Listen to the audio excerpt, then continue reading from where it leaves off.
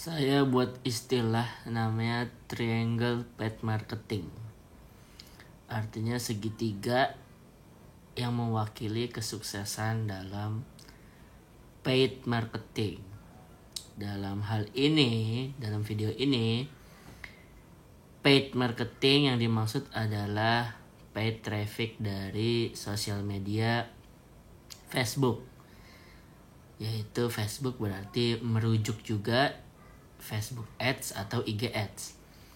Tapi untuk prakteknya bisa juga disesuaikan dengan paid traffic alternatif yang lain. Mungkin TikTok Ads, mungkin Google Ads. Ya, gitu. Oke. Ada 3 titik ya, namanya juga triangle, segitiga. Ya. Ada 3 titik.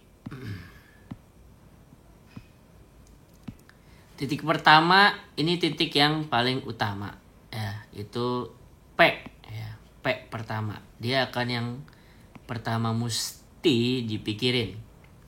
Lalu dia sebagian di puncak akan didukung oleh 2 titik di bawahnya, yaitu K dan P.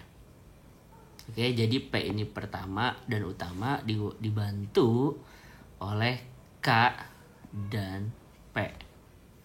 Apa itu P pertama, apa itu K, dan apa itu P kedua, kita bahas.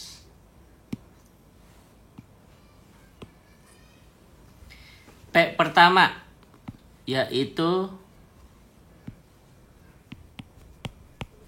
produk ya. Produk apa nih yang dimaksud dengan produk di sini?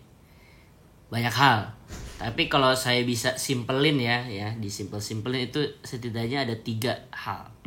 Yang pertama itu adalah work di sini maksudnya apa? Maksudnya produknya bekerja nggak, useful nggak, ya kan? Jadi jangan sampai nih contohnya nih ya yang melanggar asas work.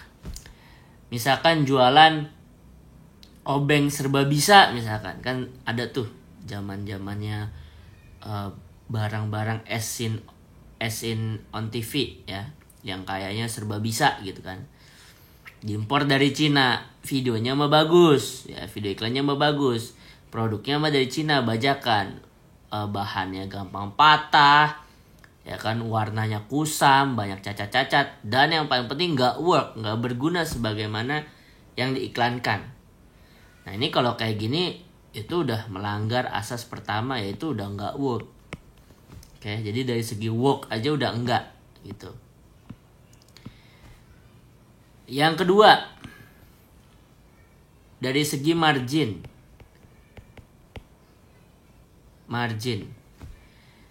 di sini artinya marginnya dari harga modal terhadap harga jual itu ada space, ada lebar harga yang masuk akal.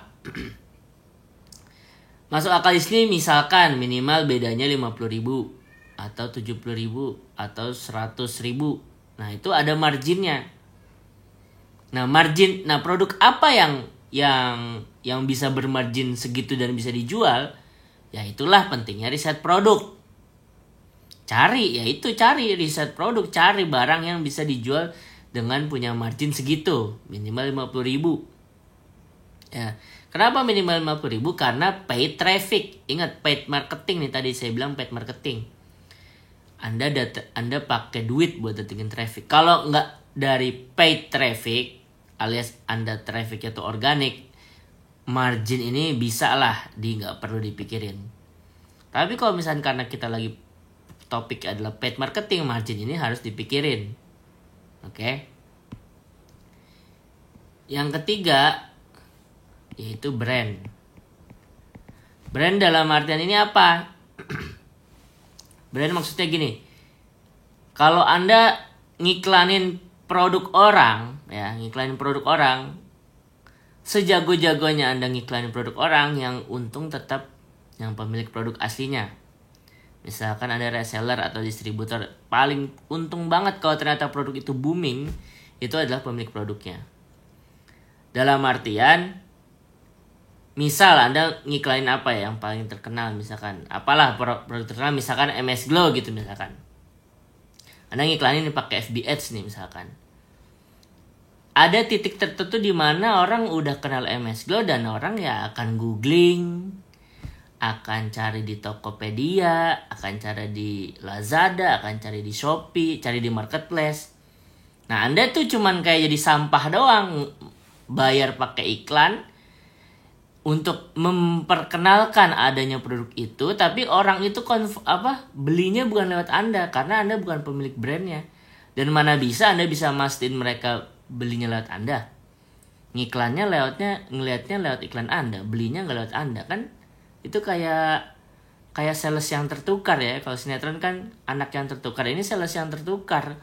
Anda yang capek-capek terkenalin, yang closing mah di tempat lain gitu. Terus solusinya apa Gan? Ya ini kita lagi nggak ngomongin solusi, ini lagi ngomongin triangle paid marketing tadi, di mana titik pertama adalah produk. Ini nggak ngomongin solusi ntar bisa banyak banget gitu kan, bisa jadi panjang banget videonya. Ya udah, intinya titik pertama adalah produk. Di sini produk poinnya yang saya simpelin adalah work. Apakah produknya work? Apakah punya margin yang cukup? Apakah brand itu udah terkenal banget apa nggak terkenal ya? Dimana di sini poin titiknya intinya adalah kalau Anda pemilik produknya itu pasti lebih megang Anda, lebih nguasain dibandingin kalau Anda jadi distributor atau reseller atau agen produk tertentu. Bukan berarti lagi saya bilang nggak mungkin bisa sukses ya kalau Anda jadi distributor reseller, saya nggak bilang gitu. Saya cuma bilang di sini poinnya Anda pemilik brand, Anda lebih diuntungkan. Oke. Itu titik pertama, yaitu